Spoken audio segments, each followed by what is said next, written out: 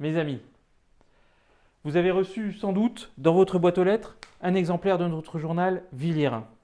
Dans ce journal, nous consacrons notre dossier au projet d'aménagement de la ZAC Marne-Europe, vous savez, la zone autour de l'ancien Golfe, dans lequel il y aura une gare du Grand Paris, et nous y affirmons un certain nombre de choses. La municipalité, qui a lu notre journal bien évidemment, a publié une intox des intox en réaction à notre journal. Bon, on ne va pas rentrer dans la polémique politicienne sur qui a raison, qui a tort. Je voulais revenir sur ce document qui vous sera sans doute remis à plusieurs reprises et qui était à disposition lors du forum des associations le 8 septembre. Voilà, le voici. D'abord, vous ne trouvez pas que ça ressemble à un tract UMP? Pardon, les Républicains, la bande bleue, un peu de bleu, blanc, rouge comme ça, bon, c'est pas grave, hein. Moi, je pense que la municipalité, elle devrait avoir son propre code couleur. Bref, passons.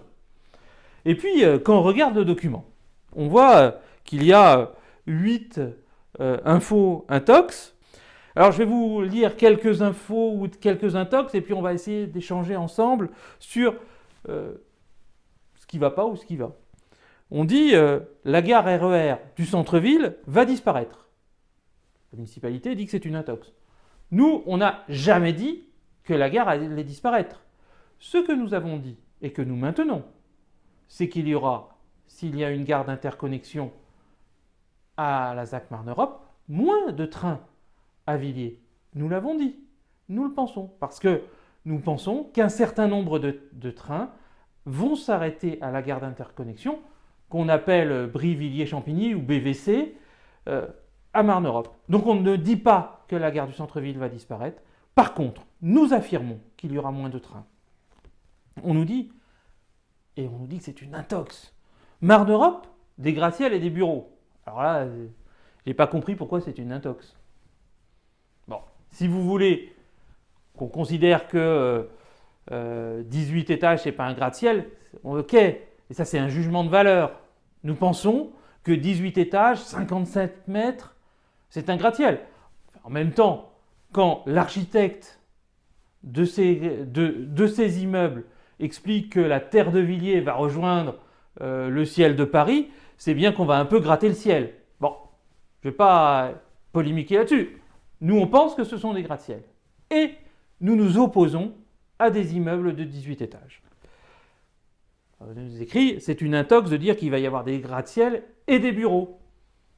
Je ne vois pas où est l'intox. Il y aura des immeubles de 18 étages et il y aura aussi des bureaux.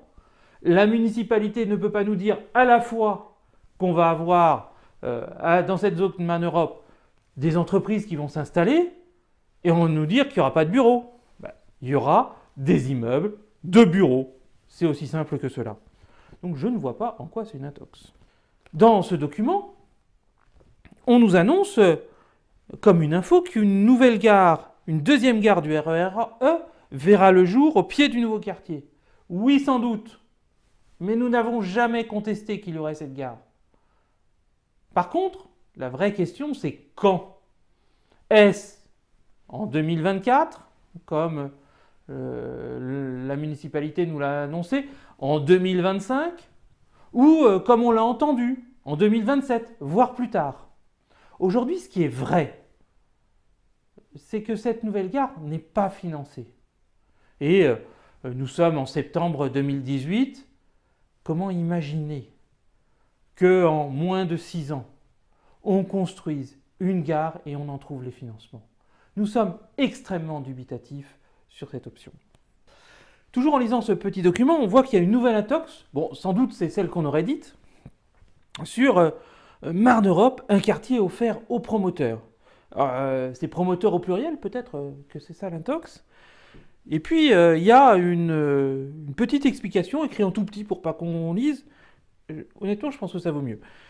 Il y a écrit, je vais vous le lire et puis vous allez voir si on comprend.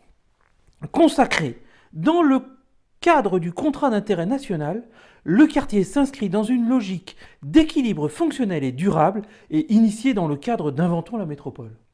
Ce qui est vrai pour ce quartier, c'est que il y a eu un concours qui s'appelle Inventons la métropole, qui était destiné à choisir le promoteur qui allait pouvoir faire l'aménagement.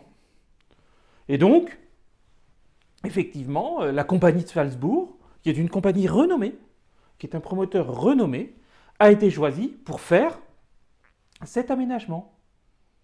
Alors, il n'y en a qu'un promoteur, et effectivement, dans l'intox, il y a écrit promoteur au pluriel. Non. Le principe de l'aménagement de la ZAC, c'est bien de la dédier à un promoteur qui va prendre le risque et qui va, pour partie, investir ses fonds sur la construction de ces immeubles. Dernier encadré à commenter. Il est écrit dans cet encadré d'intox. Avec ce nouveau quartier, le centre-ville sera déserté. Ah bon? Vous croyez qu'il n'est pas déserté aujourd'hui?